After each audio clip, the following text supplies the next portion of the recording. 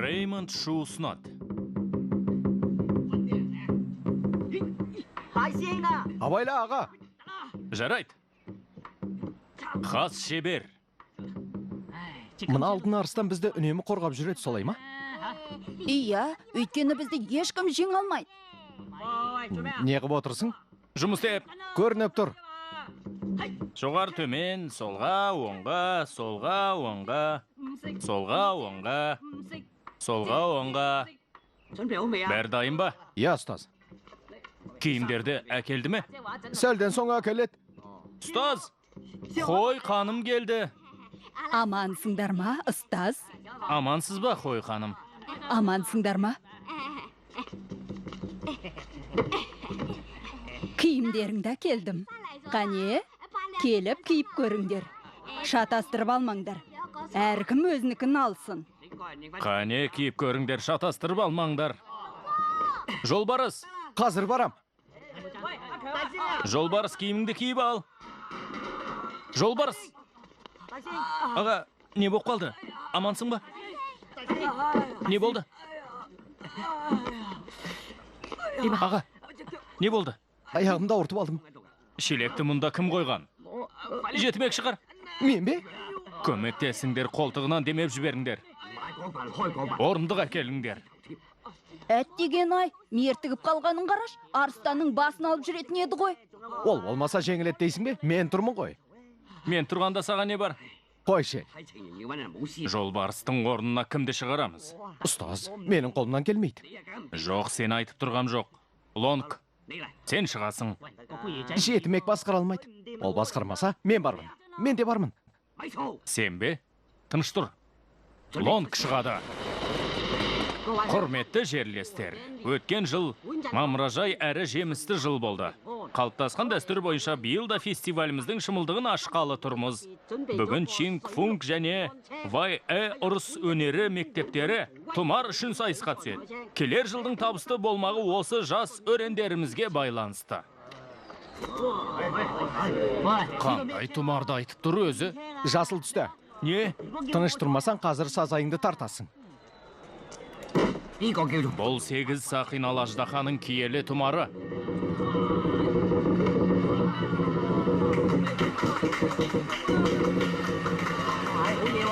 Жаман емес. Керемет. Бәрекелді. Керемет. Биыл мыналар мықты дайындықпен келген сияқты. Жаман емес. Тәсілдерін өзгертіпті. Лонг дайынбысың, Ченг. Сен оған серік боласың, ұстайсың. Қане тұра қалыңдар. Кеттік.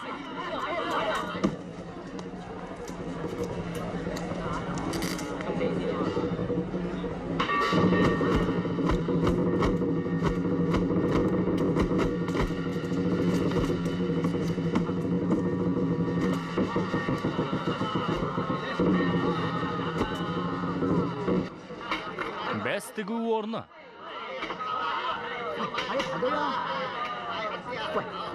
Қайсына тіктің? Қараға. Олар жеңе алмайды. Есің дұрыс па? Меніңше жеңеді. Қайсысы басым? Қара жолбарысқа 21, алтын арыстанға 2-ден 1. Солақ па? Алтын арыстан жеңу тиіс. Жұрттың бәрі соған тіксе, маған түсер. Пайда бар ма? Мен қараға тігем. Онда кезекке тұр. Қараға тігем дедің бе? Онда кезек күтпей ақ кел. Әкел бері.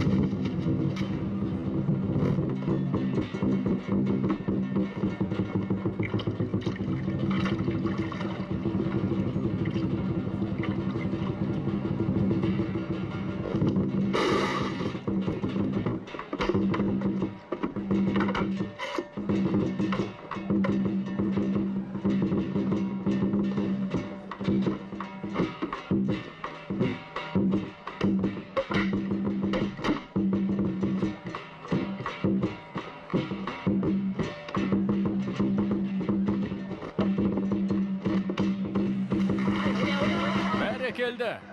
Жарадың. Жарайсың. Секір қане, секір. Қолыңнан келе ме? Көрейін. Құйрықты жоғары ұста. Мынауыңнан төк шықпайды. Алға.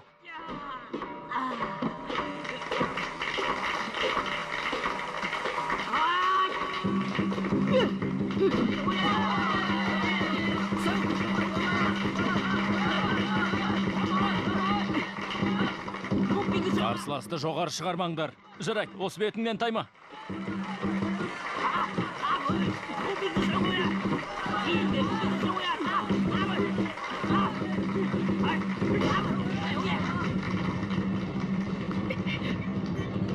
Бар күшіңді сал, бауырым.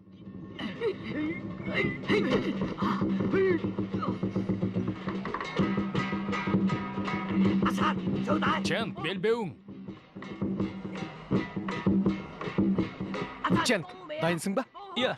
Ал кеттік.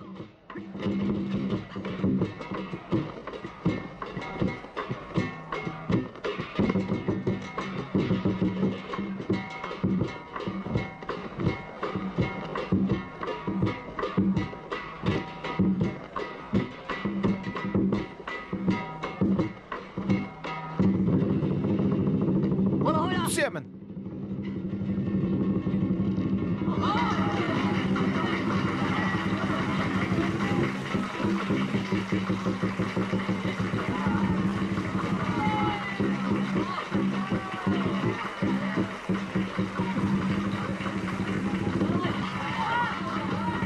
Аға, Мылжыңдай берме, жеңкін келсе шайқас.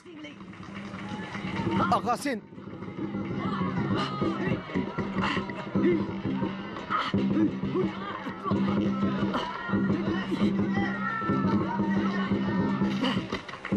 Қане тарт. Иә.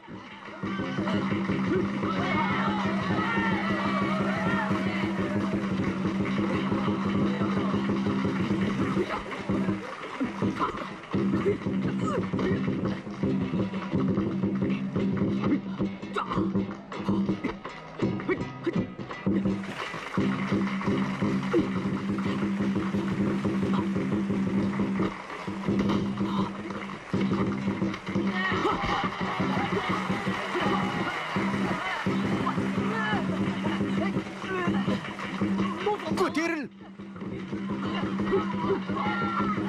Аянба.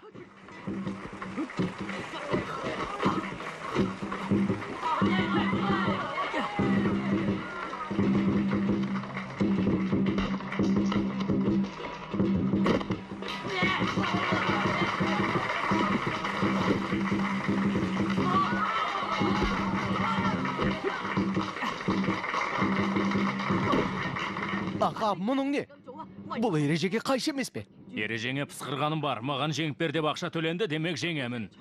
Дұрыс емес.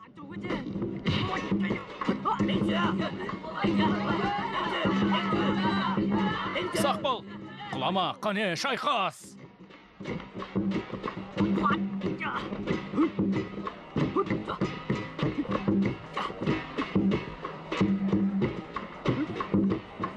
Тұмарды тартып ал. Қимылдасаңшы.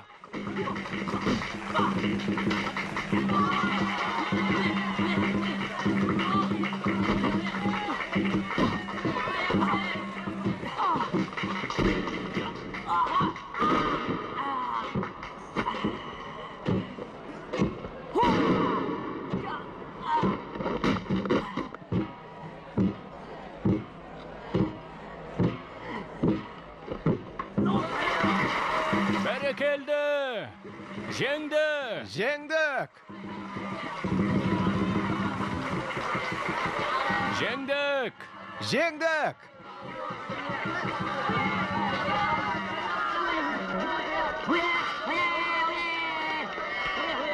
Бәрекелді, жарайсыңдар. Жеңдік, жеңдік. Басын бір теуіп шұрдың ғой, жарайсың. Керемет өнер көрсеттің. Көп сөйлемей, ұтыстарыңды алыңдар. Жинаңдар мыналарды. Түсіңдер қане.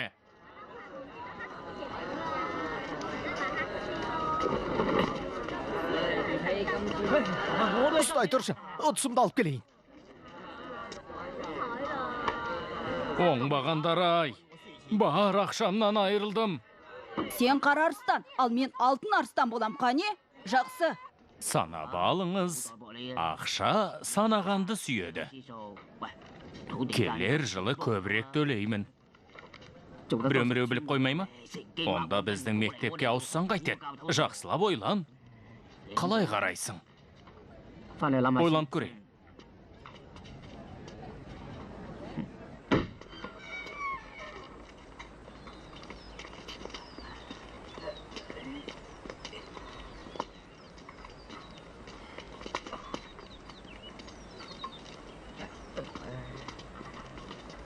Ұстаз, біз жеңдік пе?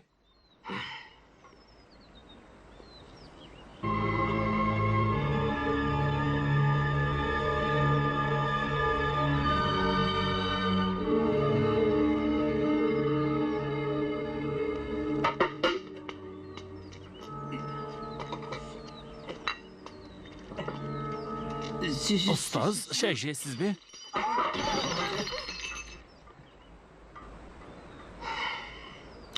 Біз жеңілдік. Болар іс болды. Енді жаттығуға кірсіңдер.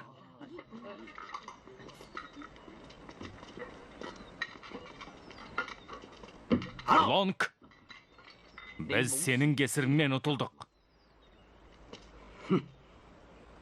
Үстелде 100 рет көтересің, жазаң сол болсын.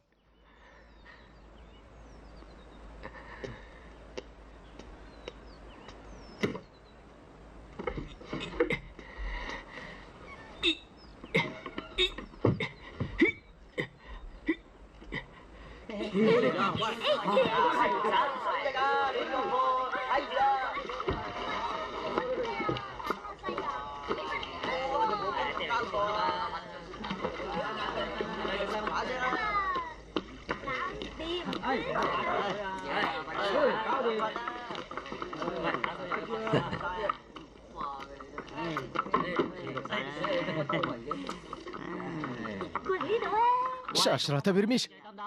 Арқамды сіперш. Сенің малайың ба? Өтінем. Дәмесінің зорын қара.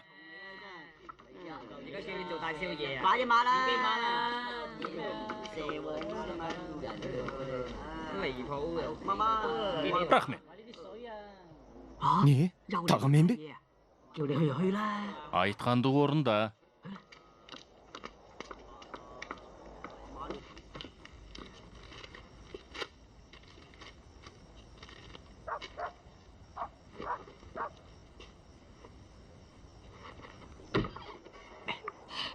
Сәлем. Кір бері. Өзін де білем. Келіп жүрмін ғой. Тыныш, ана жақта ұстаз жатыр. Тыныш. Ұстазың біліп қояды деп қорықсаң, мені неге шақырып жүрсің, а? Соны айтшы.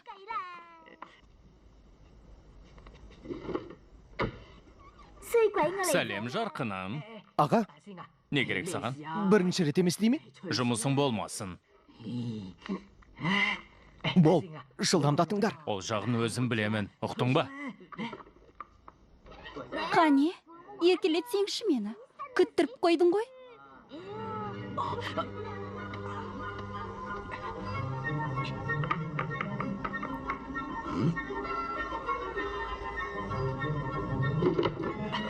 Ұстаз келе жатыр.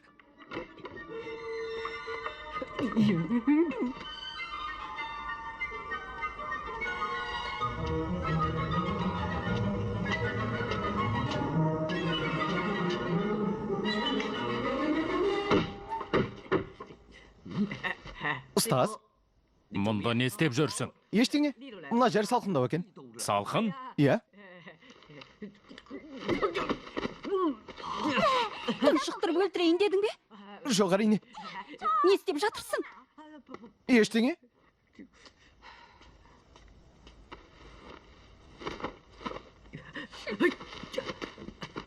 Ұстаз, ендігәрі қайталамайым. Қайталап көр. Кет Шармен. Бұл қыз ойнақ емес, ұрыс өнер мектебі. Жоғалт көзіңді. Алаң болмаңыз. Онсыз да бұл жерде қалғың келіп тұрған жоқ. Не болды? Қыз көрмеп пе едіңдер? Белбеуіңді бер әкел.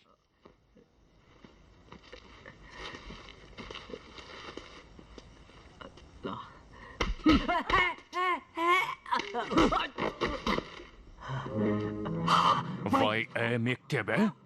Мына ақшаны олар саған не үшін берді? Мен... Оларға қай ақың өтіп еді? Айтқане. Айт деймін. Бер әкел. Әкел. Әкел деймін.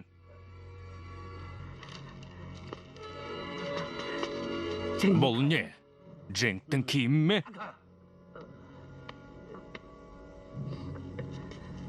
Жолбарыс, мынау не?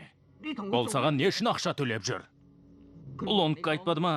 Мен Ваенің атынан өнер көрсеттім. Мен ештеңе айтқан жоқпын. Аға, Тұр көзіңді. Жоғал дедім саған. аға, Топырламай кетіңдер. Қане? Ұстаз. Мені ұстаз деуге қалай аузың барады? Не істегеніңді түсініп тұрсың өзің.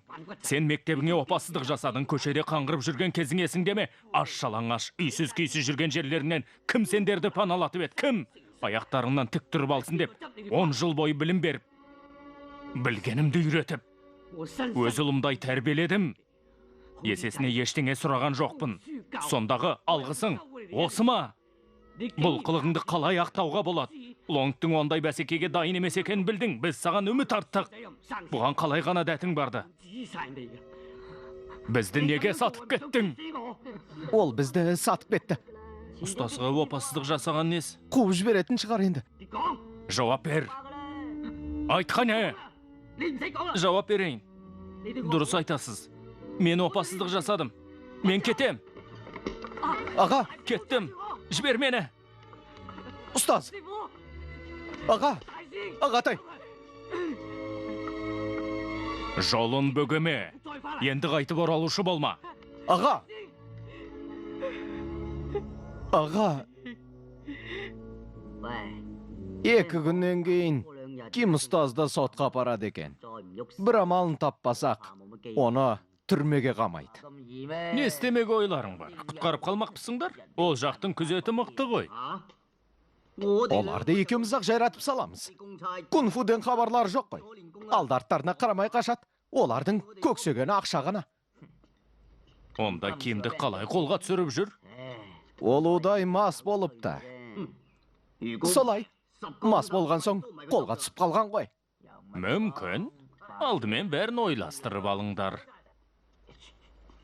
Бүгін ерте тұрыпсыз ғой, шай ішесіз бе? Жоқ, рахмет.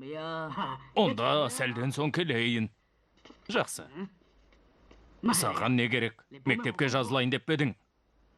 Ағайға жолыққым келеді. Солай ма? Аға, сізге біреу келіп тұр. Не? Саған не керек? Ақша сұрап келдің бе? Бәрін төледім емес пе? Қане, айт, не керек саған? Жаттықтырушы керек деп едіңіз ғой. Бұл бір апта бұрынғы ұсыныс болатын. Қазір жаттықтырушыларым көбейіп кетті. Тіпті қажет болса, сендердің мектептеріңе де бере тұрайын. Міне, мыналарды. Уәде бердіңіз ғой. Қайырлы таң, аға. Мына түріңне түймелеріңді салсаңшы. Аға, анаға не керек? Жұмыс сұрай келіпті.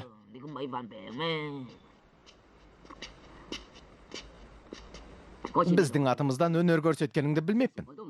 Сенің алдыңда кінәлімін. Егер біз сені жұмысқа қабылдайтын болсақ, ұстазың қатты ашуланатын шығар. Соны біліп қойғандықтан сені қуып жіберген шығар. Онымен сөйлесіп көрейін бе? Сені кері қайтаруын өтінем.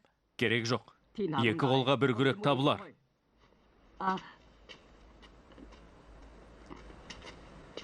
Тоқта. Не керек тағы? Бір ұсынысым бар.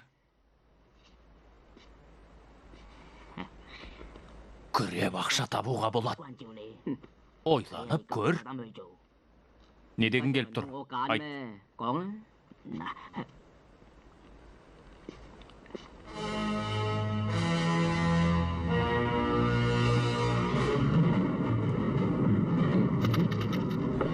ұстаз орынбасағанын күте тұрайық. Жолдан кет. Аманбысың, Ченк, бос орынды күтіп отырсыз ба? Сіздің үстеліңіз дайын. Асыңыз дәмді болсын. Қазір бара жатырмын. Тапсырыс бересіз бе? Қайырлы таң. Шәкіртіңізбен бірге ауқаттанасыз ба? Кешірім өтінем. Даяшы, есебіңді әкел. Қазір. Кетіп барасыздар ма? Иә. Рахмет. Рахмет.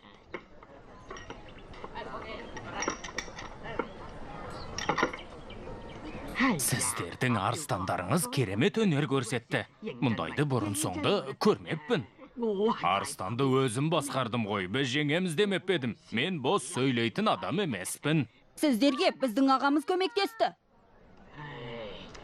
Сендердің мектептерің там жұпыны. Ол жерде мен де көп аялдамас едім. Тіпті шәкірттеріңді дұрыстап тамақтандыра алмайсыңдар. Мынаған қараңдаршы. Өлімсіреп, әрең тұр ғой өзі. Саған бәліш берейін бе? Мә, жақсылап, тойып ал. Байғұс баланы аштан қатырған сияқты.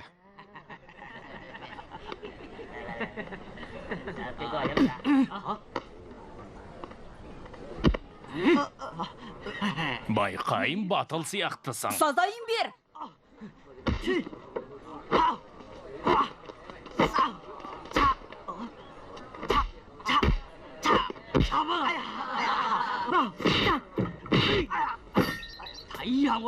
Тағы ұрып көрші, әкеңді танытып жіберейін. Жоқ, сабыр ет. Чин ұстазды танымай тұрсың ба? Ол ұлы шебер. Сені жайратып салмасын. Жүр ғане. Ұстаз, ақысын төлемейсіз бе? Біз ештеңе татып алмадық қой. Ал қызмет көрсеткенім үшінші. Рахмет, ұстаз, рахмет, рахмет. Ұстаз! Ұстаз! Ұстазға не болған? Сенің көзіңе не болды? Бәрі мұнаның кесірі. Бұл ақмақ жарыста жеңіліп қалды емес пе? Енді кім көрінгеннен таяқ жейтін болдық. Кім тиісті саған? Қанаты қайырылған байғыз құсымау енді бізге ешкімде тиісе алмайды. Ешкім. Қане, мыналарға нағыз кунг-фуды көрсетейік. Килікпей ақ қойсаңдар қайтеді? Алға, жігіттер! Тоқтатыңдар. Осы масқара болғандарыңда жетпей ме? Қане жүріңдер. Ұстаздың сөзін естімедіңдер ме? Қане жүріңдер. Кеттік. Кунг-фу өнерін жетік меңгермесеңдер де төбелес шығарып жүрсіңдер. Мені әбден жер қылдыңдар. Өздері бастады ғой. Сол жерде жолбарсаға болғанда ғой. Біз... Өшірініңді. Жолбарыс. Мен кунг-фу өнеріне бәріңді баулыдым емес пе? Жаңағы жерде көрсеткен тәсіліңді қайталашы қане. Қане деймін. Қане. Найза, ілмек. Сол ғана ма? Сілтеу деймісің. Бар үйреткенім осы ғана ма? Жалғастыр. Соққы дейді ғой. Ақпағылақ. Мұндай сұмдықты ешқашан көрмеппін. Осы ма үйренгенің? Бар үйренгенің осы ма? Сорлы сайқы мазақ. Қолыңнан түк келмейді. Тұр, қане, демеп жіберейін. Сендер ұстаз атыма кір келтірдіңдер. Біріңнен бірің өткен бос белбеусіңдер. Қолдарыңнан түк те келмейді. Тіпті қара бастарыңды да қорғай алмайсыңдар.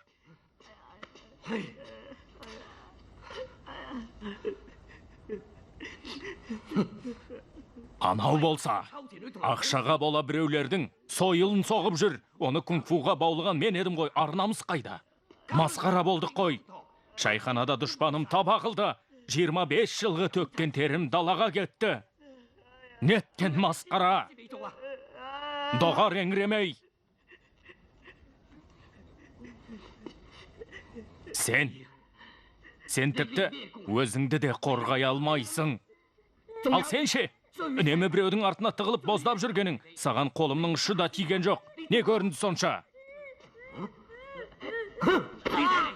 Ұстаз, Мынауың не тағы? Белбеуді осылай байла деп үйретіп бедім. Жауап бер қане. Бәтуасыз топастар өңшең. Әлі еңіреп тұрмысың? Өшірініңді. ұстаз, неге бізді кінәлайсыз? Бәріне кінәлі әлгі жетімектер. Олар бізді сатып кетті. Неге соларды жазаламайсыз? Жап аузыңды. Жап деген соң жап. Маған сөз қайтарушы болма. Жетер! Біз сайыста жеңіліп қалдық. Сол үшін жолбарысты қуып жібердіңіз. Енді келіп бар ашуыңызды мыналардан алып жатырсыз. Олардың кінәсі не? Я, дұрыс айтады. Біз жетімекпіз. Сіз бізге пана болып, бағып қақтыңыз. Сондағы өтеуміз осы болды. Егер сізді ұятқа қалдырған болсақ, мені сабаңыз. Мені! Бірақ басқаларға тимеңіз. Көрдіңіз бе? Мені суқаныңыз сүймейді. Тіпті таяқ жұмсауды артық санайсыз. Бұл сіздің соңғы мүмкіндігіңіз. Енді сізге бой бермеймін. Білем. Ағам екеумізді үйіңізге алып келмегенде, біз жер басып жүрмес дедік. Сонда мұндай сұмдық болмайтын еді. Жолбарыс сізді сатпас еді, ұстаз. Ешкім бізді жетімек деп табаламас еді. Ағамның кетіп қалғаны дұрыс болғанда шығар. Қадірің жоқ жерде қалай күнелтуге болады? Ешкім сыйламайтын жерде ұстаз жолбарыс кетіп қалды. Оның орнына енді мен сөйлеймін. Ол да мені құптайтын еді. Бізді туған балаларыңыздай өсіргеніңізге рахмет. Мен де кетем.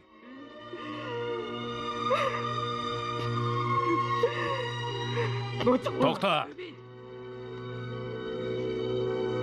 Егер ағам әлі тірі болса, баратын жерім бар. Тоқта!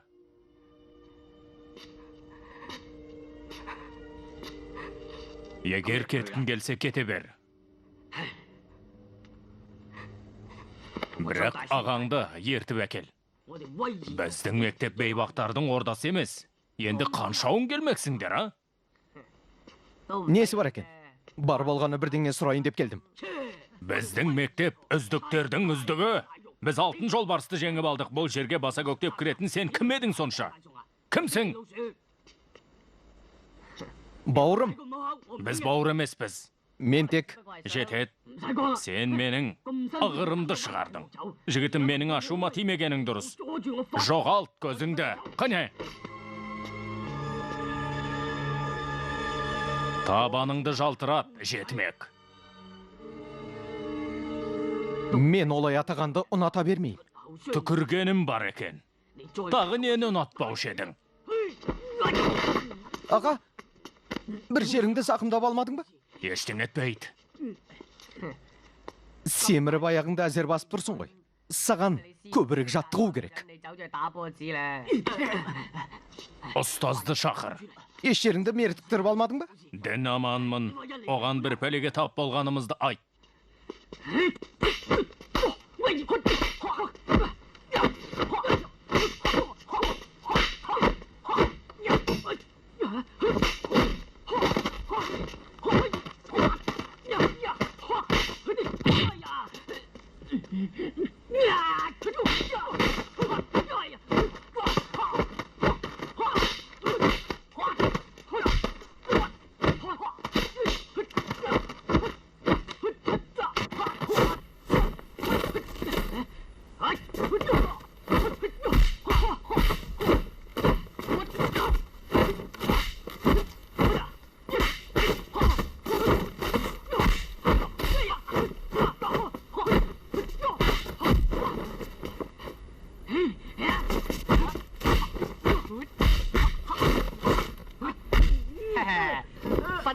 Тынығып ал.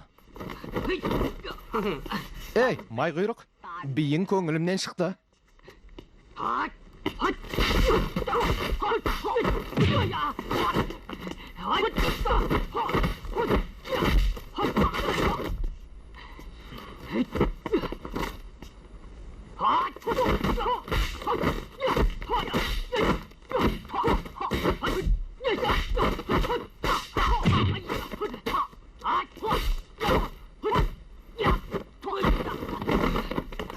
Төбелесіп тоқтаттыңдар. Бағың бар екен сенің. Аға, жетер. Анау ғой бастаған, соған айтыңыз, мырза. Саған не керек? Мен жолбарысты іздеп жүредім. Ол бізге жұмыс іздеп келіпті. Бірақ мен оны жұмысқа алмадым. Көздегенім менің орным екен ғой, төбелесуге келді екен десем.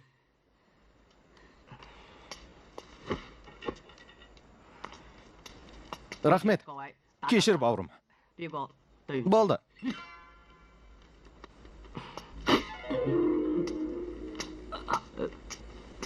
Болды. Жаттығуға барыңдар.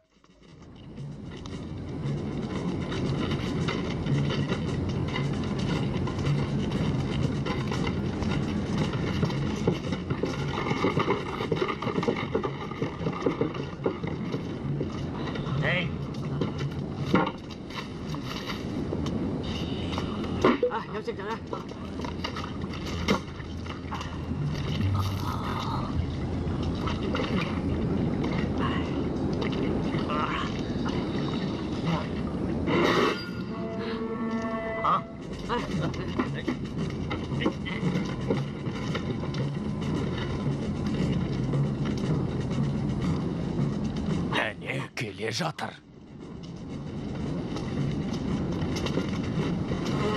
Тоқта.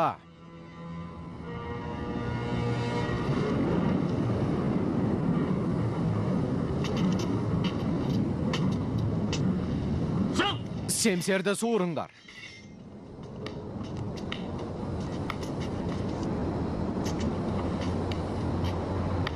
Жіберіңдер оны.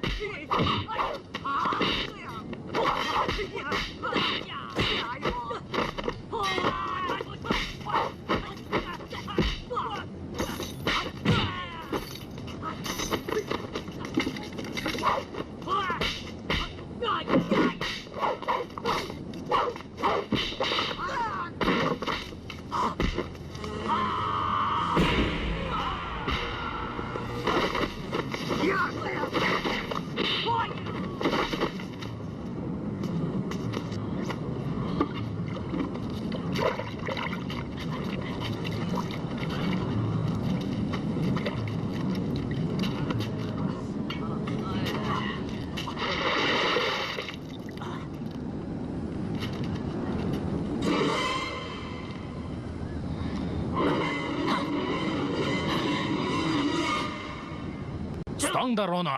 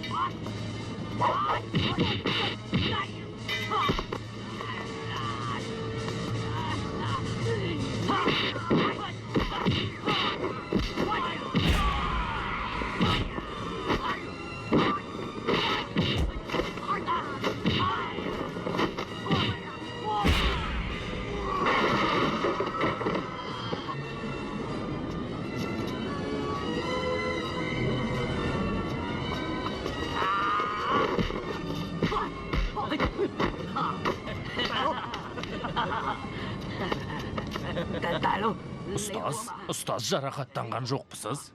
Мынау кім? Өзіміздің жігіт. Ұстаз. Кеттік.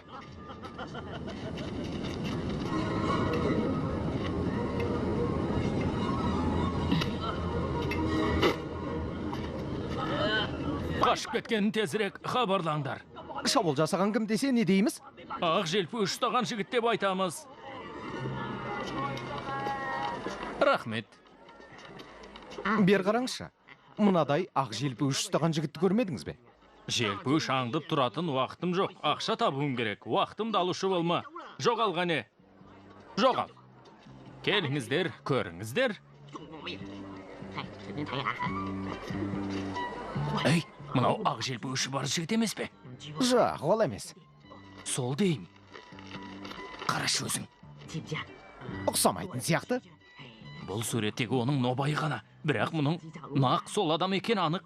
Сия қалатын болдық. Сияқы дейсің бе? Онда ұқсайтын сияқты. Сен жігіттерді ертіп кел, ал мен оның ізіне түсейін. Тездет.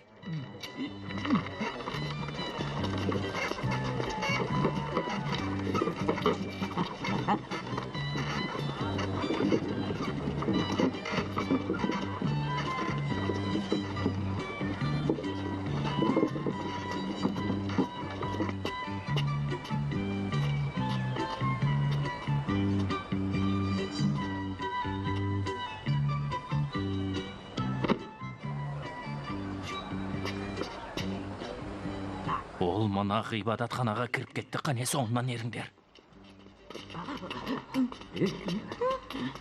Қайда кетіп қалды? Жаңа ғана ғибадат жасап тұрған ет қайда кетті? О, жаратқан ием. Сіздерге көмегім қажет пе, мырзалар?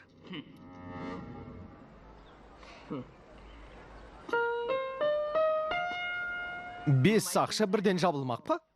Не болып қалды?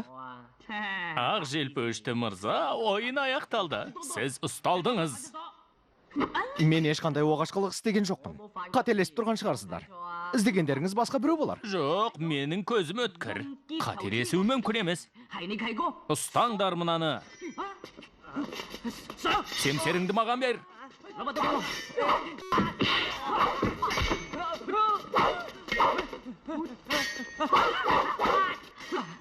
Амансың көзің? Иә, семсеріңді маған бер.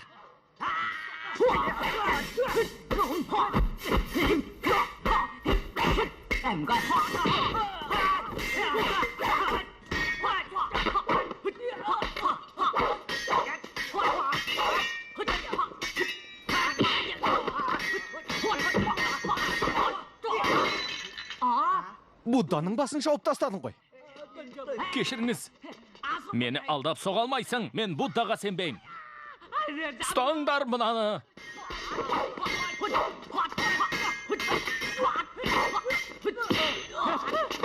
Құдайға қазір сенбесең, о дүниелік болғанда сеніп қаларсың. Жолың болды. Сенің құтқарып қалды. Мен райымнан қайттым. Енді Құдайға сенемін. Солай ма? Онда барып мінәжат қылғаның жөн. Семсеріңді бергіне. Жеген таяғыңа қанағаттанбай тұрсың ба? Осыдан да қорқасың ба? Жараланып қалған жоқсыз ба? Жоқ, ұстаңдар ананы. Қашып барасыз ба? Жоқ, семсеріңді маған бер. Бірде-бір семсер қалмады. Осы жерде тұра тұр. Мен Сангунды шақырып келейін. Одан да сен тұра тұр. Оны мен ақ ертіп келем. Сен бөлімшеге бар, мен оны үйінен іздеп келейін.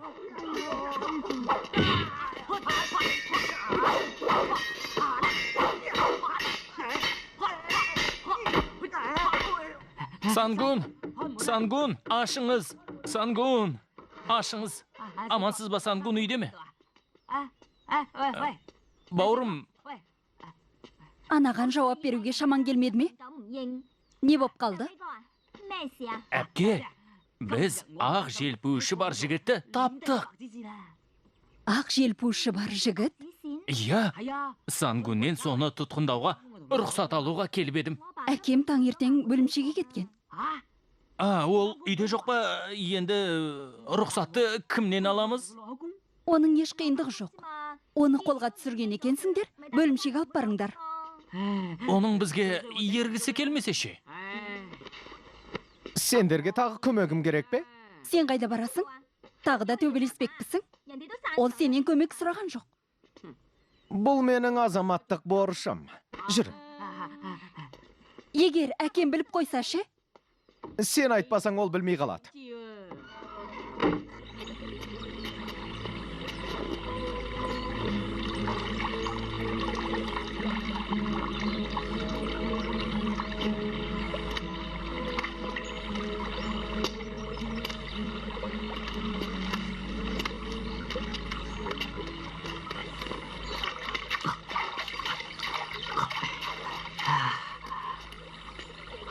Ол жігіт, әне тұр, ана жақта.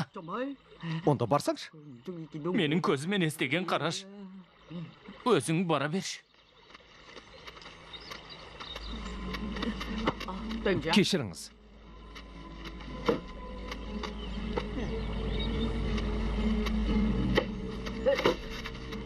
Мен саған тиіскен жоқпын ғой. Өтіп кетейінші.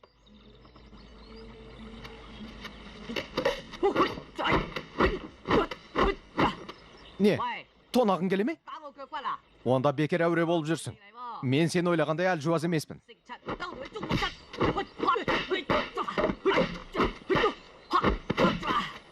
Бар өнерің осы ғана ма?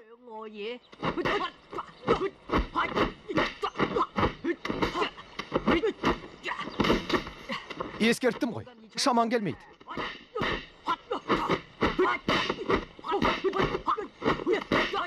Кім едің өзің?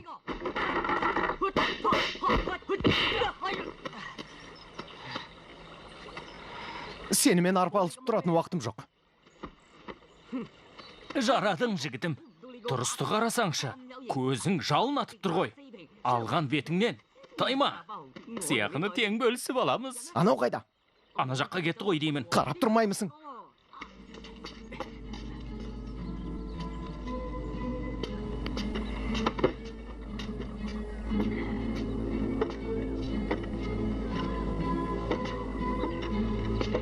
Кешіріңіз, бір кесе шай ішуге бола ма?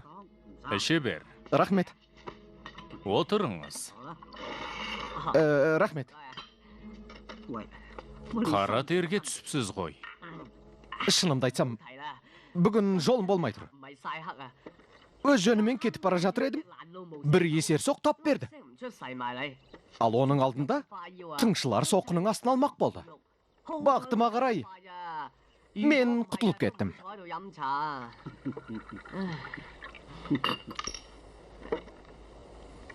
Мүштегіңіз ерекше екен. Көруге бола ма? Көріңіз, жақсылап көріп алыңыз. Мұндайды басқа еш жерден көре алмайсыз. Императордың сыйы ма? Иә, аса құнды сыйлық. Жолыңыз болған екен. Желпі үшін неткен үлкен еді. Көруге бола ма? Дүниенің парқын біледі екенсіз. Арнай жасалған желпуш. Алтын айдаһардың желпуішіме бағалы зат екен. Иә, дұрыс айтасыз. Бұл желпуш туралы не бір таңғажайып әңгімелерді айтып бере алам. Бірақ ол сізге қызық емес шығар. Шай ішіңіз. Қонақжай адам екенсіз. Осы жақта тұрасыз ба?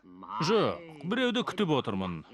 Бірақ ол жай адам емес. Иә, Солай ма? ол түрме күзетшілеріне шабуыл жасап, тұтқынды босатып жіберді. Полицияны тіпті көзіне ілмейді. Өзі полиция бастығымен бетпе-бет келіп отырса да, қорқатын емес. Жүрек жұтқан жігіт сияқты ғой. Иә, бірақ көзі нашар көреді екен. Соқыр дейсіз бе? Ол жанындағыларды көрмей ме сонда? Өзін көр соқыр деуге де болады. Ол қазір дәл менің жанымда отыр. Осында ма? Қайда? Сен оны көрмей тұрмысың? Анау сол ма? Мынау маған шабуыл жасаған есерсоқ қой. Ол сізге де соқтығып жүрме? Жоқ, бірақ кейде қыр соңынан қалмайды. Қалай сонда? Үнемі ақша сұрай береді. Енді түсінікті болды. Қарттарға зәбір көрсетеді екенсің ғой. Бір көргеннен ақ оңбаған адам екеніңді сезіп едім. Саған іздеу салыпты. Артыңнан түрлі сөз ерген. Үндемейсің, ә? Тіліңді жұтып қойдың ба? Әлде туғаннан мылқаусың ба? Әкеңде мылқау болған шығар. Олы әкесінен айнымай қалыпты. Өшірініңді. Не қарап тұрсың? Сіз әуреленбеңіз. Мына нақұрыстың сазайын өзім ақтарттырам. Жарайды, мылқау мырза. Бұл жолы бәрі керісінше болады. Енді менен оңай құтыла алмайсың.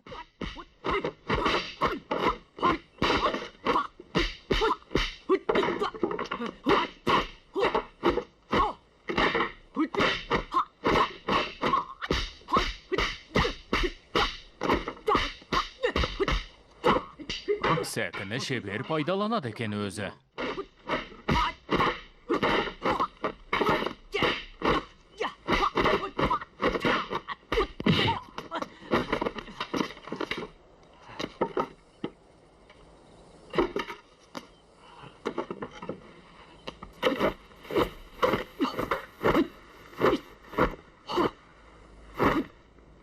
Жарайсың? Ал мынаған қалай қарайсың?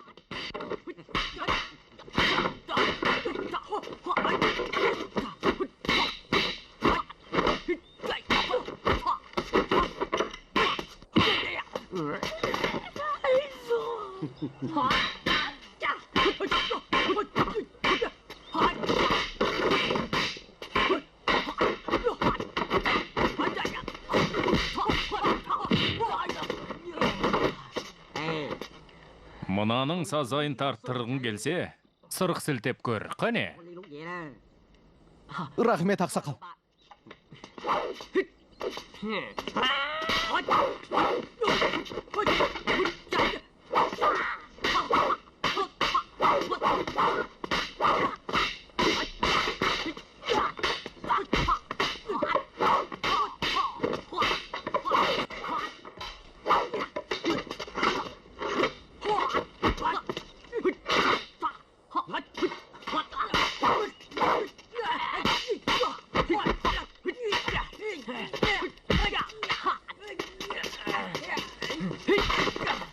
Осыны місе тұтасың ба?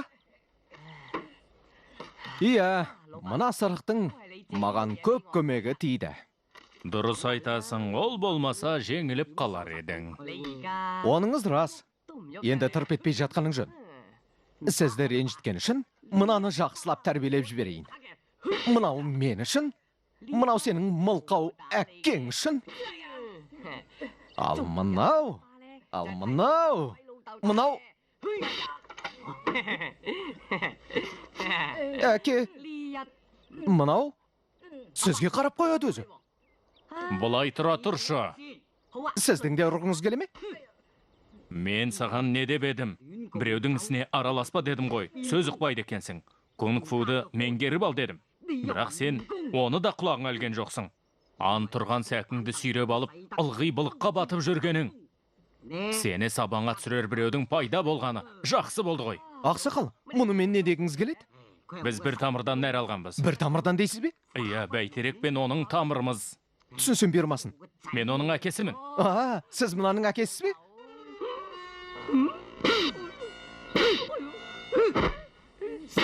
Бәріне сен кінәлісің. Біз әлі аяқтаған жоқпыз. Қане тұр. Енді маған екеулеп жабылады екенсіңдер ғой. Сізден жақсы актер шығады екен. Сенімен әуреленемін деп түскі асымды да іше алмай қалдым. Тоқта, соны өзім де біліп едім. Бәрі тамаққа тіреліп тұр екен ғой. Бірден солай демейсіңдер ме? Менің азғантай ақшам бар. Осын алсаңыз қайтеді, екеуіңізге де жетіп қалады. Сізді түскі асқа шақырғаныма да айыптымын ба?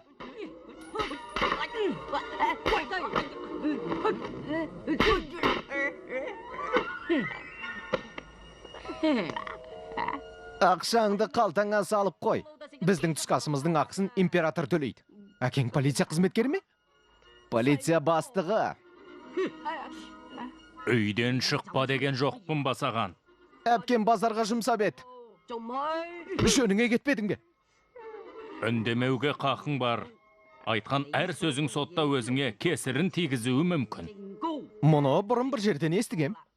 Сенің желпуішің бар емес пе? Әйел затының бәрі желпуішпен жүреді ғой. Солардың барлығын қамап қойыңыз ендеше. Әлгі сәке сүйреткен есер соғылыңыз. Ашуыма тиме. Егер ол сіздің ұлыңыз екені рас болса, неге тәртіп бұзады? Саған шынымды айтайын, ол күні бойы тіс жармайды. Не демек болғанын көзінен оқуың керек, ол туралы айтқым келмейді. Онымен мүлде сөйлеспейсіз бе? Иә, бірақ сен пайда болғалы бері. Дұрыс байқапсыз. Кеттік. Тоқтаңызшы, дәрет сындыруым керек. Дәрет? Жүр. Тоқтаңыз, менің қолым кісендеулі. Дорбаңды қоя тұр, қолыңды шешейін, бірақ ұзаққа емес. Негізі жақсы адам екенсіз, ақсақал.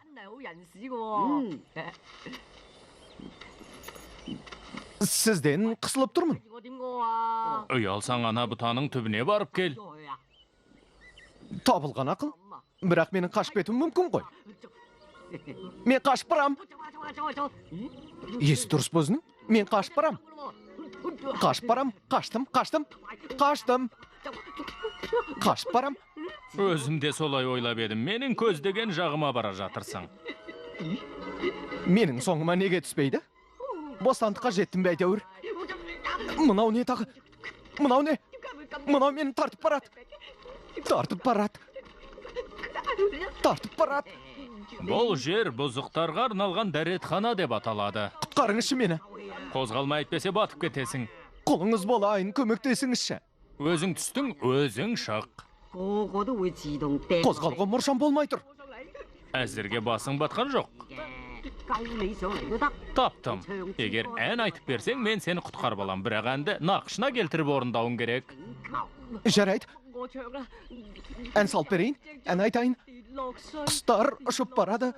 Құстар ұшып барады. Қане айта бер.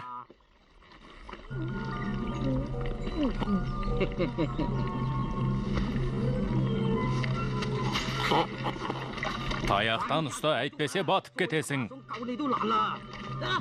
Қане, осылай. Тағым тұл.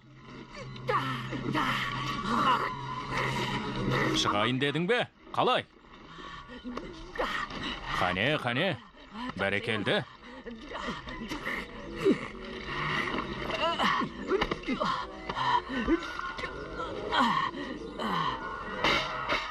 Әрі тұршы, үстімде әбден бұлғайтын болдың.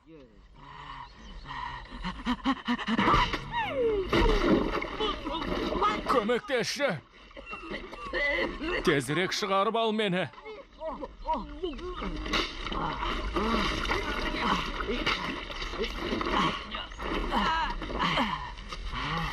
Өзің тәуір жігіт екенсің. Мені тастап қашып кетсең, қайтер едім. Рас айтасыз. Ақылыңызға рахмет. Мен жүрейін. Жақсы.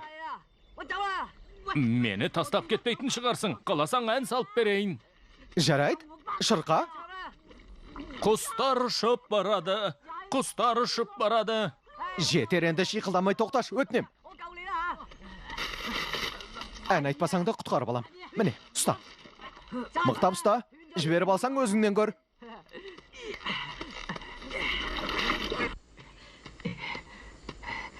Үйде кім бар? Есікті ашыңыздаршы, өтінем. Жолымның болмаған ай.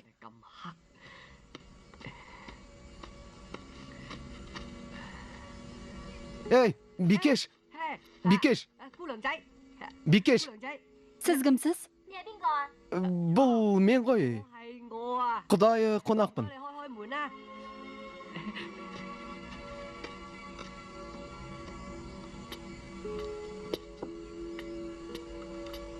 Жауапты қатырдым ау деймін. Не сасиды өзі? Не сасып тұр?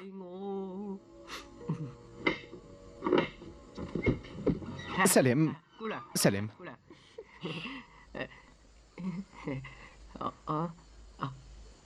Өзім тазалай салам. Керек емес. Жергіліктісің бе? Жоқ. Бірақ мынау батпақ осы жақтікі. Өзім де біліп едім.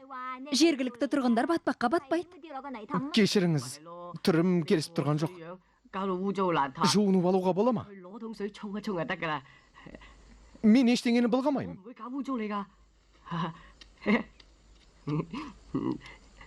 Сыпырғыны ала тұрсам бола ма? 借嗰個嘢我用下。 Алыңыз. Рахмет. 唔該。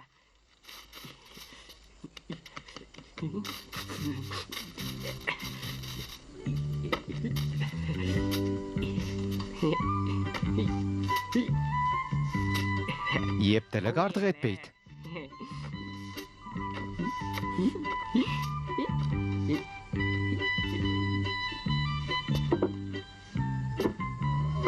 Бұл менің үйім.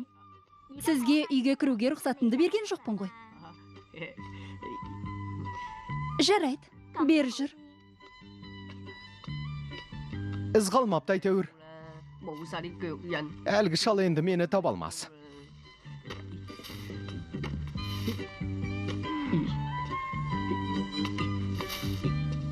Осы жерден бастап тік жүре беріңіз. 哦， Рахмет. Жуынатын бөлме ана жақта. Жуынып алыңыз. 唔該， Рахмет. 唔該晒。咦？哦， Ерлер мен әйелдер бірге түсе бере ме сонда?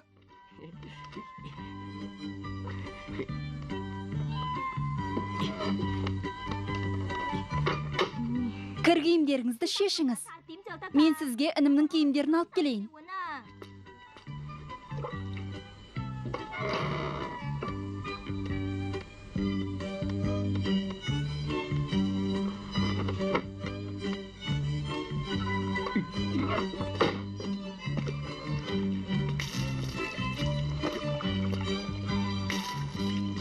Киімдерді ілгішке іліп қойдым. Рахмет.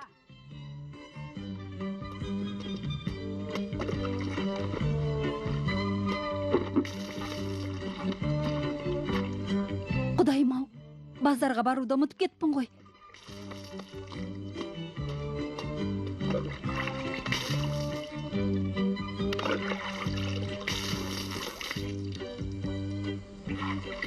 Мен базарға кеттім. Менің көмегім қажет емес пе? Жоқ әрине. 你去啦。 Алаң болмаңыз. 冇問題。 Әлі ағайың оңнан туады. 冇問 Әлі ақ таңың атады. Саруайымға салынба. Әлі ақ таңың атады. Полиция бастығы жоқ. Әлі ағайың оңнан туады.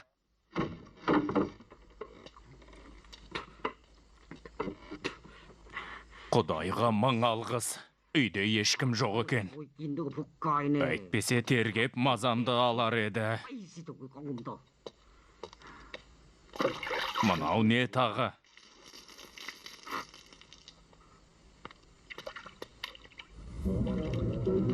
Ол менен бұрын келіп алған ба?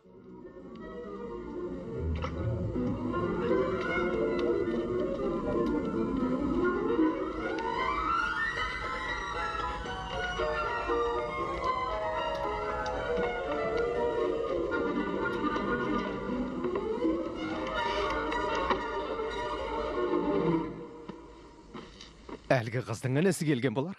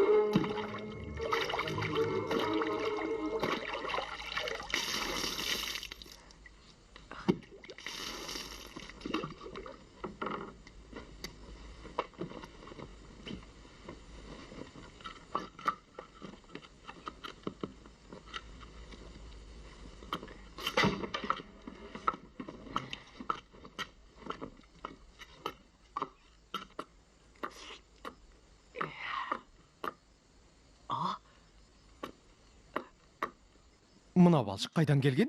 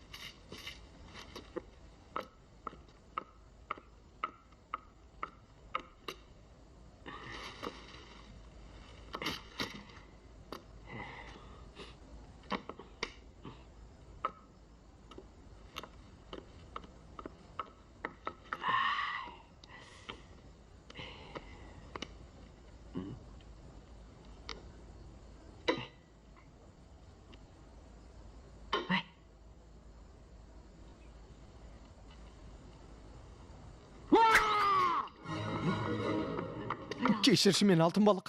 Әзілдеген түрім ғой.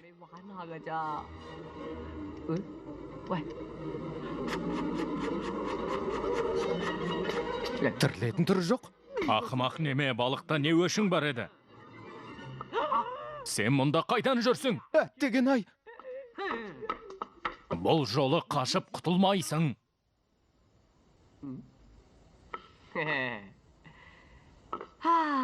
Екеуміздің мәдениетті кісілерше сөйлесетін күніміз болар ма екен? Сіз жер көкті былғап тастайды екенсіз, оны мен тазалауым керек. Солай ма? Өшір үніңді. Енді саған мүлде тіл қатпаймын деп едім. Менің де сізбен сөйлесім келіп тұрғаны шамалы. Саған емес, алтын балық. Қараңызшы, жаңғыре бастады. Тоқтаға не?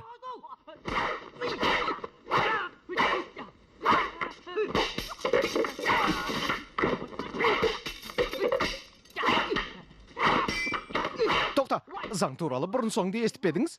Иә, семсер заңын естуім бар.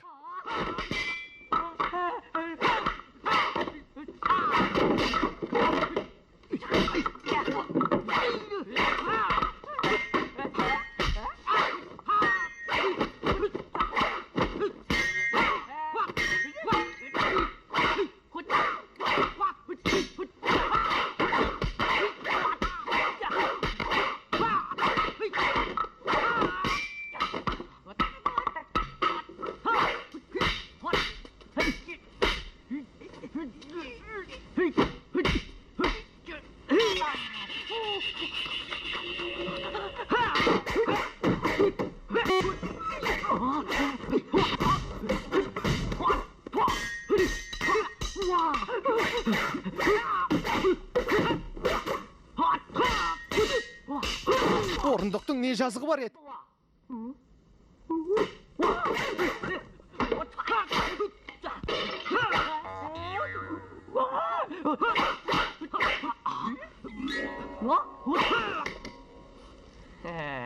Императордың сыйы.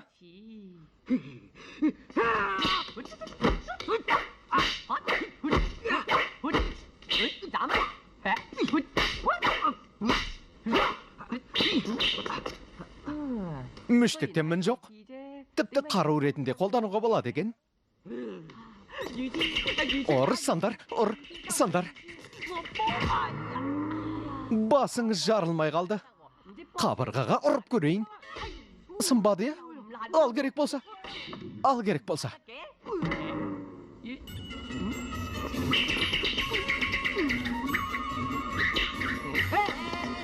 Қане мүштекті орнына қой. Алдымен семсерді сумаңдатпай қойыңыз әрі. Жоқ, сен бірінші қой. Жарайды, семсерді орнына қояйын. Мұныңыз енді жөн болды. Тоқта, қынына салайын деп тұрмын.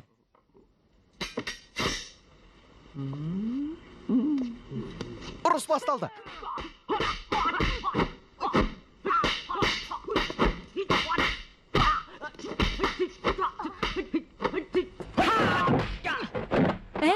Мұның не?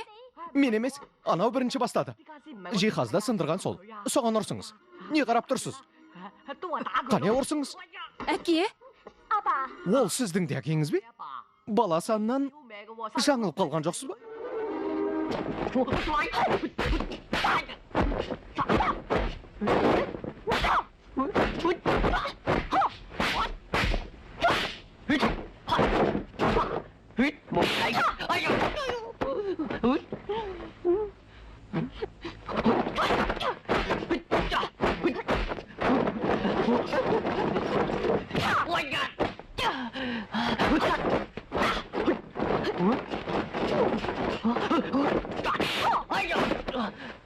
Болды.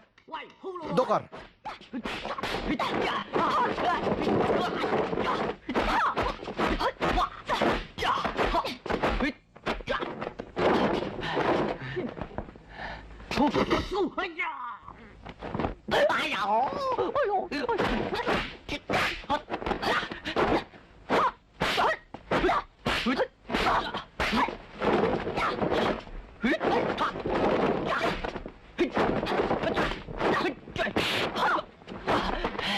Титықтатып біттіңіз. Енді менен жақсылық күтпеңіз.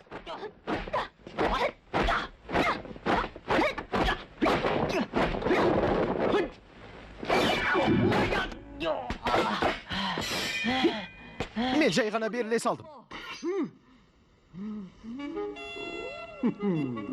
Ойының осылды ма енді? Иә, осылды.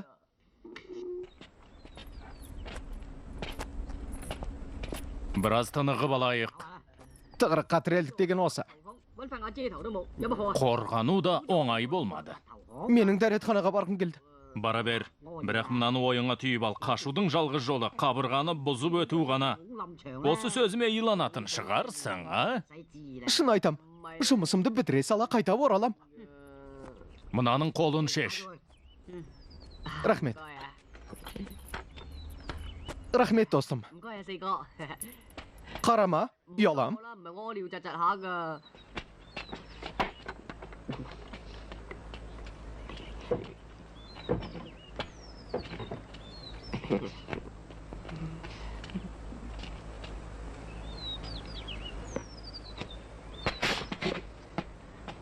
Ей, дәрет сындырам дегенің қайда?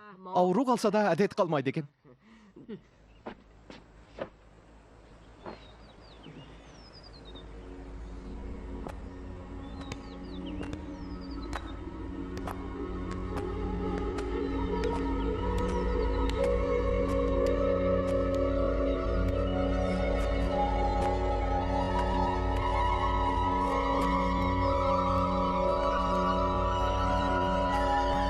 Жаттығып жүрсің бе?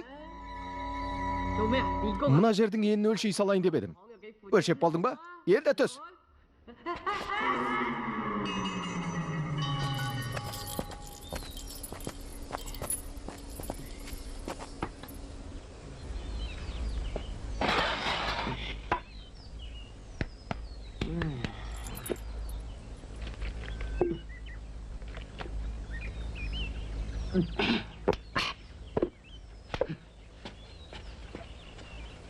Жейсің бе? Рахмет. Әкеңнің саған жас балаға қарағандай қарайтын нес? Ренжімесің бе оған? Кісенге қоңырау тауып қоюдың қажеті не? Шынымен де қашып кетеді деп ойлайсың ба мені? Егер қашып кетсең, сені қоңыраудың сыңғырымен тауып ала қоям. La la la la la la la la la la la la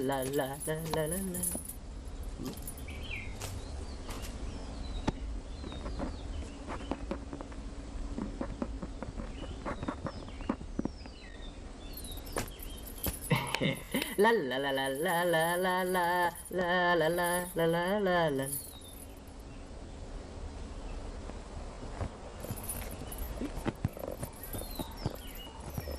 Тағы таң атты арайлап, тағы да таң атты арайлап.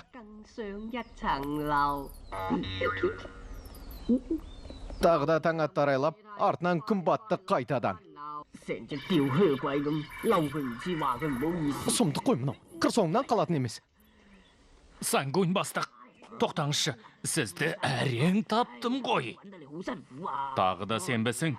Бүгін базарға барғанымда бір әңгімені құлағым шалып қалды. Бірақ есіме түсіре алмай тұрғаным. Енді есіме түсті.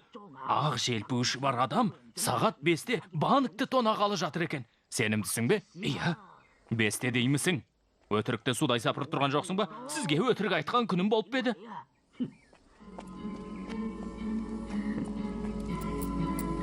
Ақ желпуіш банкті тонамақ көрінеді. Сонда біз басқа адамды ұстағанбыз ба?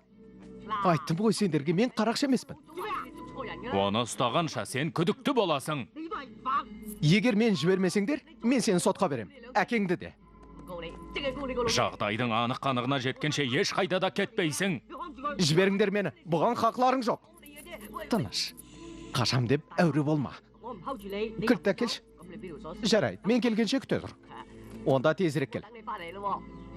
Қайда кетіп қалды өзі?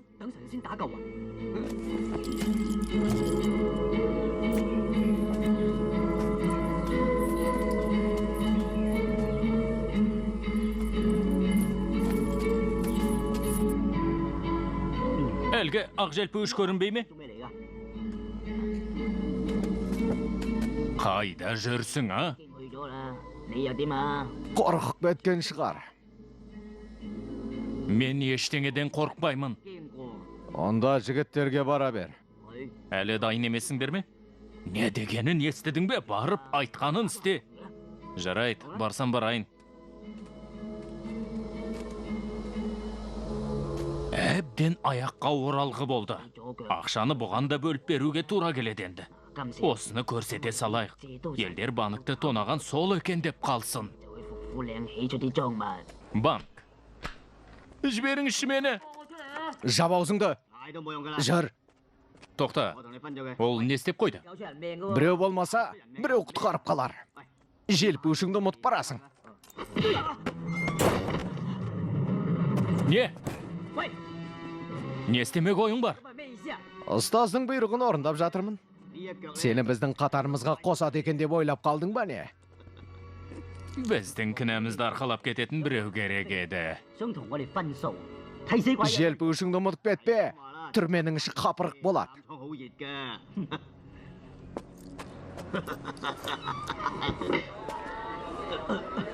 Не қарайсыңдар? Сайқы мазақ тұрма алдарыңда. Тараңдар! Тараңдар!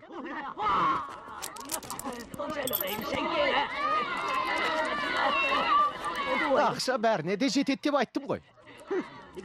Көзіңе көк шыбыны үймелетейін бәлем. Қам жеме, қайтарам.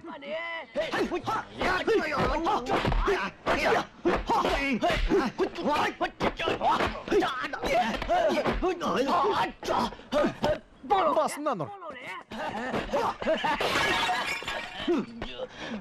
Болмады.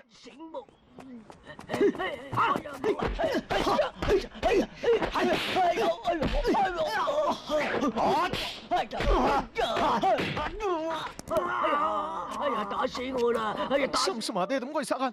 Байғұс шалды өлтіретін болды ғой. Жетер, өтінем, жібер. Жібер дейім. Қақбас шал.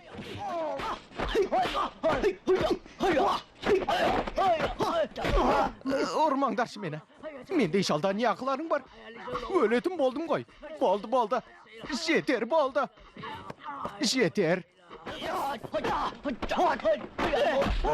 Болды.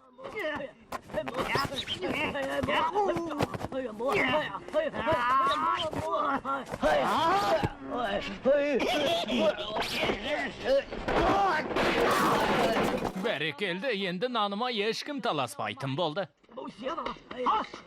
Қоясың ба, жоқ па? Тоқтатыңыз. Енді ризасың ба? Міне саған.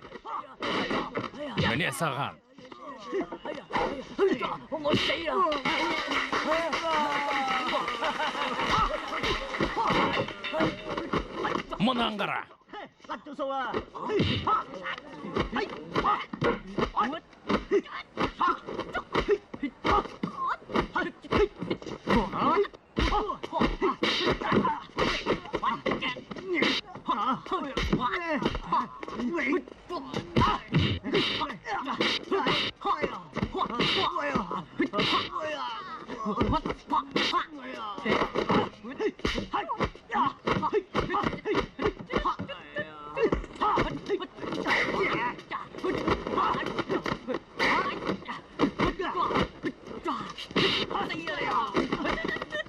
Құламадым, е?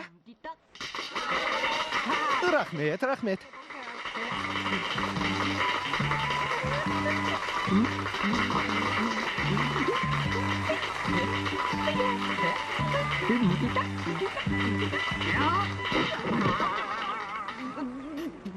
Қойылымың бітті ме? Иә?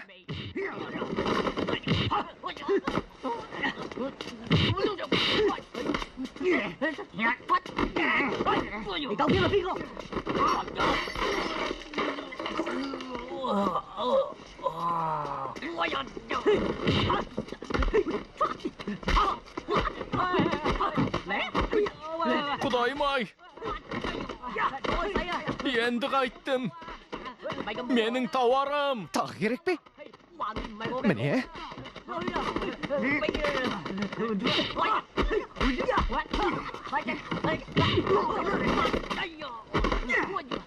Мұныңыз не? Мені жасырыңызшы. Кет былай. Рахмет. Кет. Қолыңыз болайын. Белдемшем. Құлағым ай. Қазір полиция шақырам. Белдемші?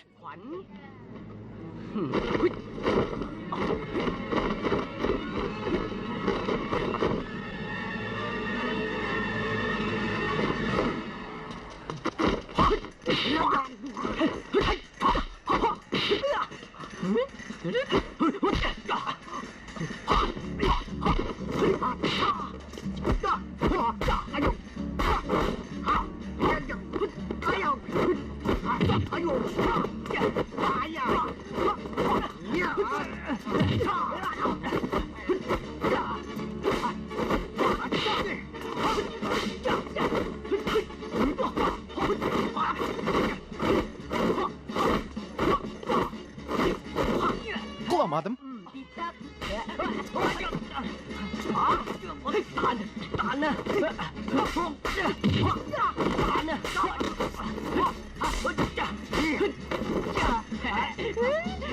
Қане шап, арғымағым. Жібер.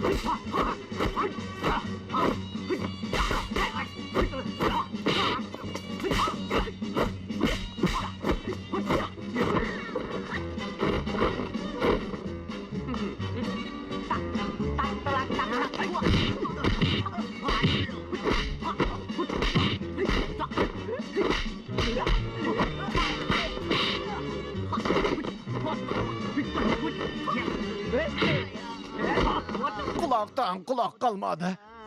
Тоқтай тұр бәлем.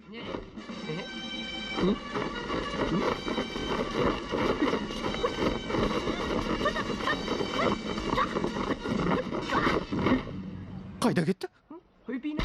Артымда екен ғой. Қане, билеп болдың ба?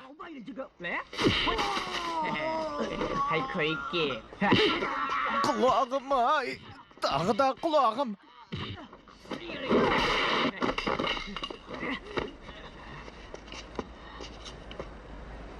Қолыма түстің бе?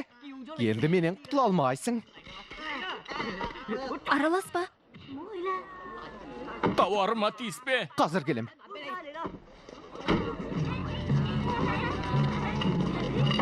Бұл жерден қашайық. Қоршаңдар.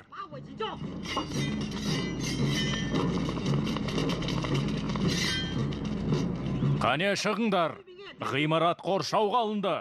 Үшке дейін санаймын. Сыртқа шығып қаруларыңды жерге тастаңдар. 1, 2, 3.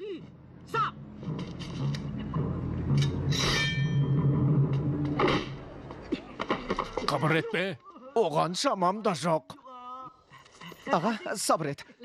Кісенмен жүргенің қиын екенін білем. Бұлай жүріп көрші. Ұстазға сені ертіп келем деп уәде бердім. Бірақ қашып кетесің бе деп қорықтым.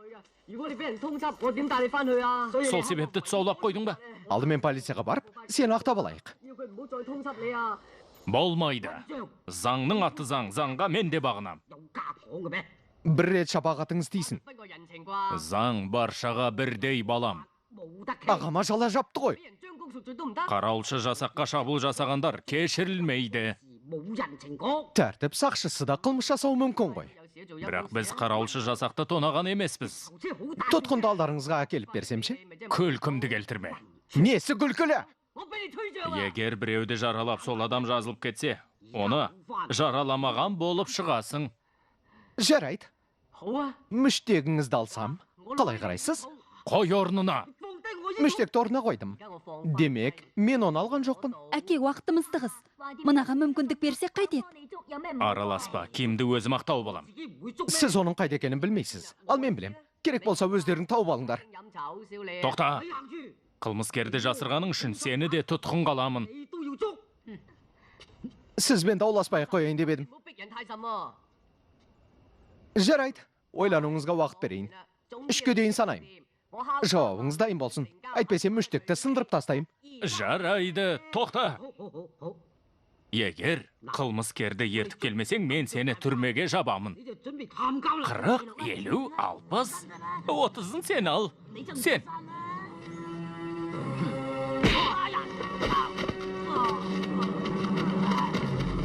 Сенімен бөлісет деймісің?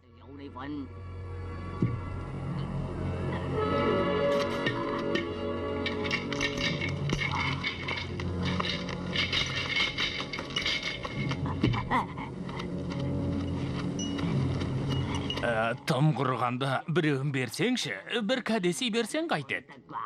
Берші.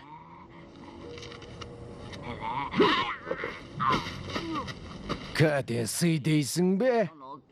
Міне, ал. Ала қой. Ал. Құрыдым.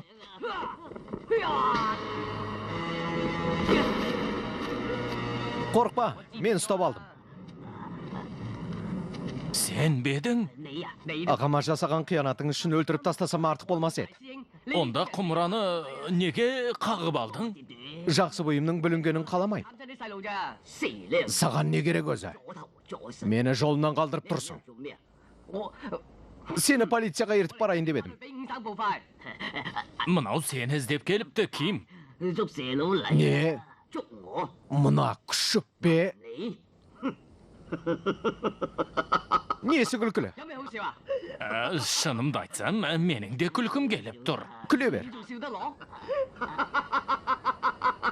Абай бол, ол өте қауіпті адам.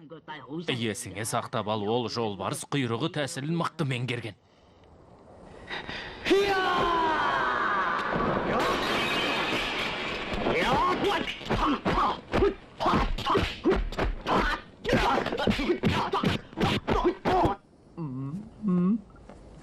Күнфуың осы ма? Бермен кел, бейшара шебер сымақ. Сайтан алғыр. Жағдай шеленсіп тұр. Бірақ мынау киімді райынан қайтарып қалуы мүмкін.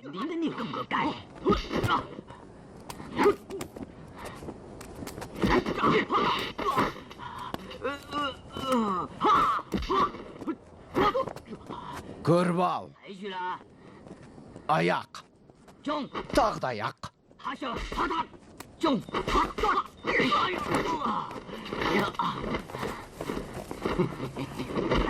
Асықпа, ол аяқпен төбелесуде алдына жан салмайды.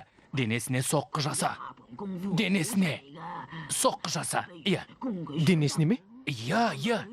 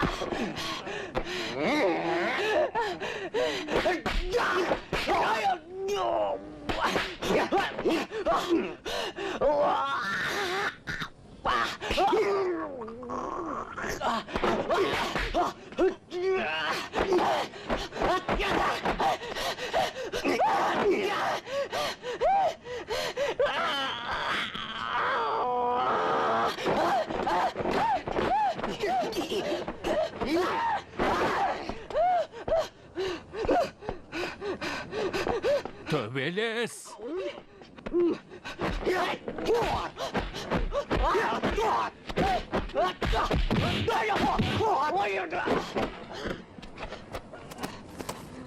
Өзің жылдам үйренеді екенсің.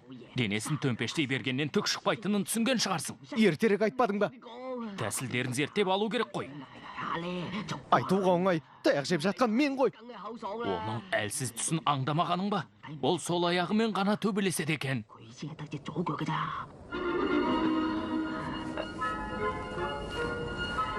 Білгіш болсаң, өзің төбелес.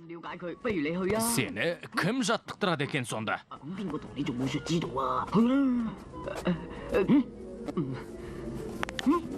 Қане, дайындығың тамаша. Уайымдама, сен жеңесің. Алға.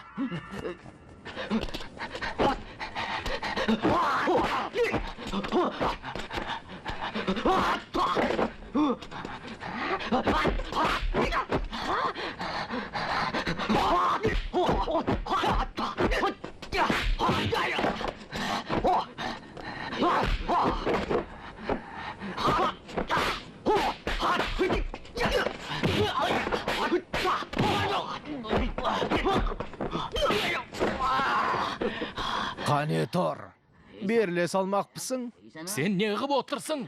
Көрмей тұрсың ба, бар күшімді салып жатырмын. Сөз таластыра бергенше ұр ананы.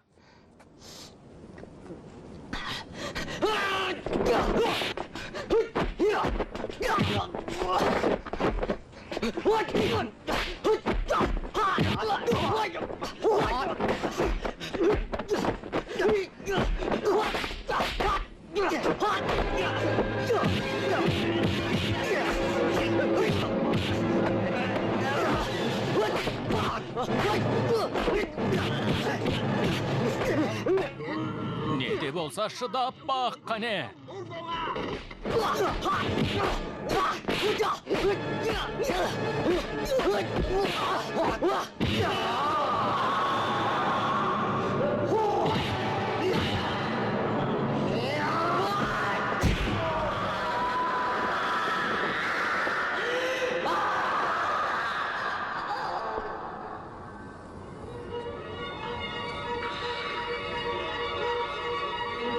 Көрдің бе?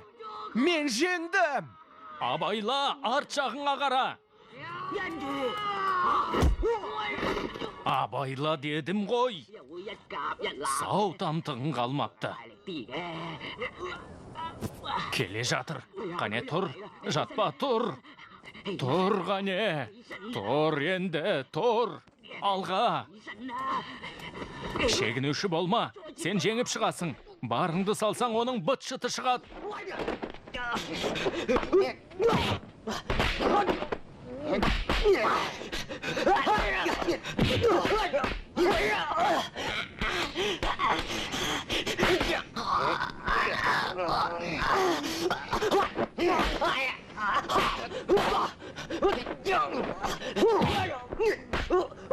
Қарауға дәтім шыдамайды екен.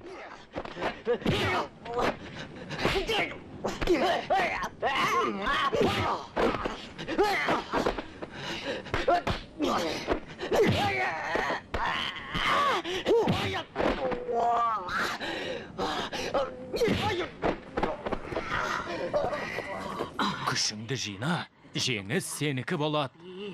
Көрдің бе, демігіп қалыпты. Таза ауадан жұтып ал, таза ауадан. Су! Желпіп жіберейін. желпейін. Су.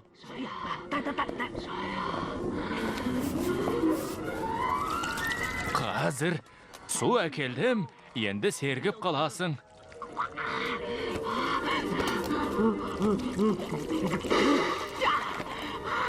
Шыда, бірінші шайқас аяқталып қалды. Бірінші шайқас несі тағы? Енді 3 рет шайқассаң, ана қақпасты жермен жексен етесің. Менің саудам бітетін сияқты ғой. Қане? Өнеріңді көрсетіп жіберші. Қайда келе жатырсың? Анаумен төбелеспейсің бе? Мен төреші болам. Төрешіні ұруға болмайды. Состиып қарап тұрма. Тым құрғанда қорғансаңшы. Неге тұрып қалдың? Қане?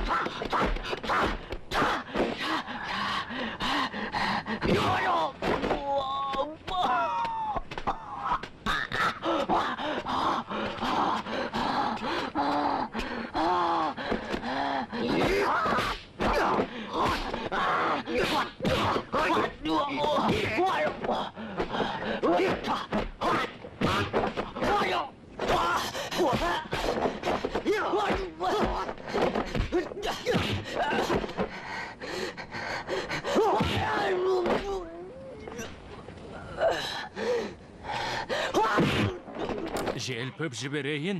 Қане? Су берші. Су. Бұл шайқаста сен басым түстің. Оны кім айтты саған? Мен төрешімін ғой. Анау келе жатыр, төбелес.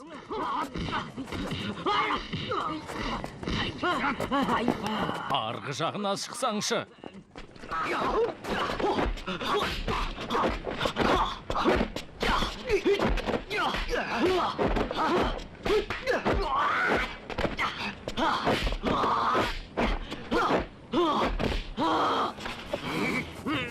Аяғынан қапсыра ұста, сонда қимылы бәсең дейді.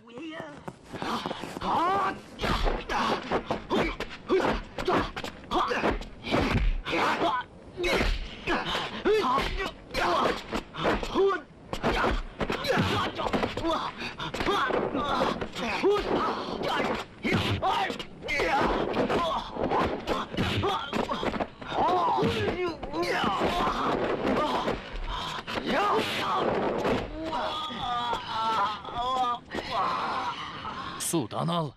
Су. Қорғану тәсілін көрсетіп жіберші. Менің әлім құрыды.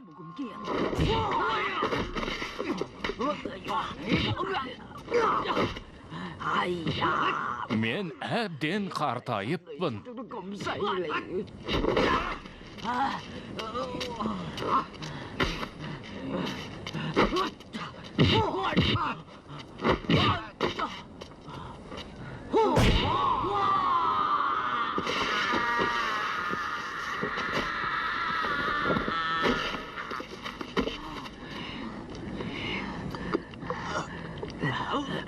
Сен мықтысың.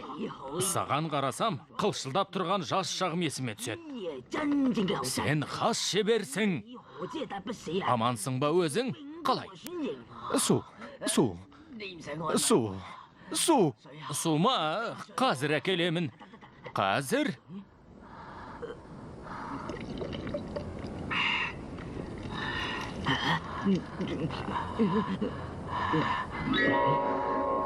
Мінекей су. Қорықпа, дәмі басқа болғанымен күш беретін су. Негізі бұл менің құпиям болатын. Бұл менің құпиям деймін.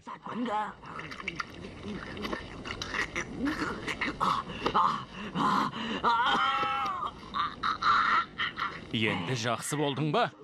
Желпіп жіберейін. Тазауа, тазауа.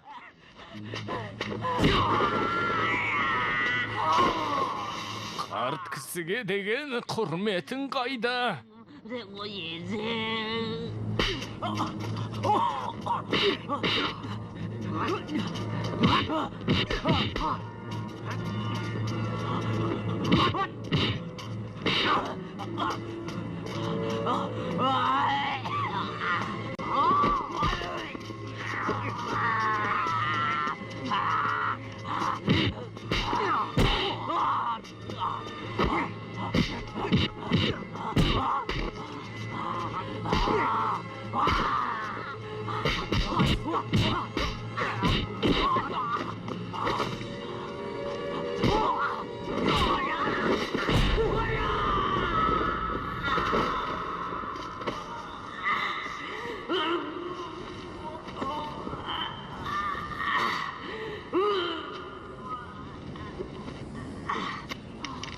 Мұнаны қарай көр.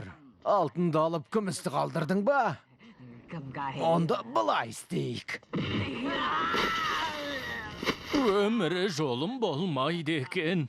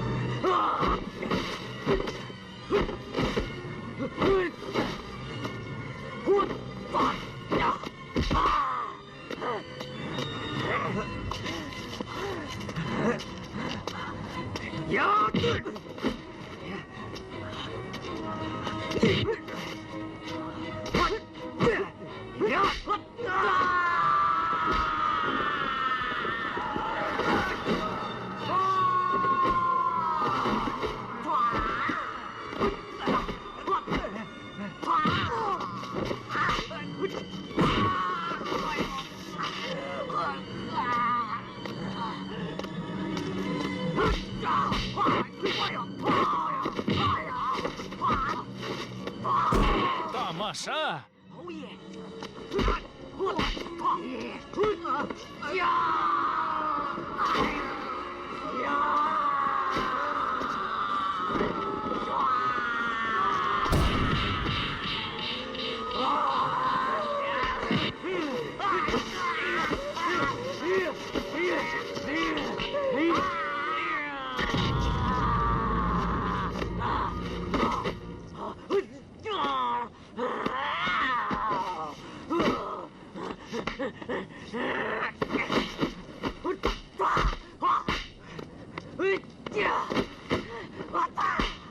Тоқта қане! Сен жарадың. Жеңіс сенікі. Басым түстің батырым. Олжаны қылдай етіп бөліп алайық. Белбеуім керек пе? Жарайт, ала бер батырым.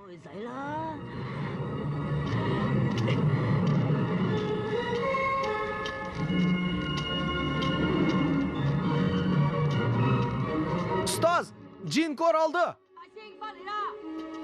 Жолбарыс оралды, бауырым. Жолбарыс оралды. Жолбарыс оралды. Бауырым. Ұстаз, қане тұр.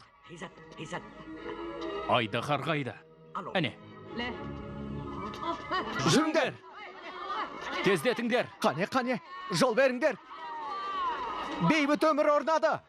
Зұлымдыққа тойтарыс берілді. Тездетіңдер, тезірек. Ол ана жақта.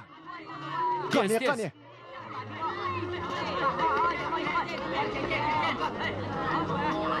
Ұстаз, қайта оралам демеп бедім. Саған не болған? Көтеріп алып жүріңдер қане.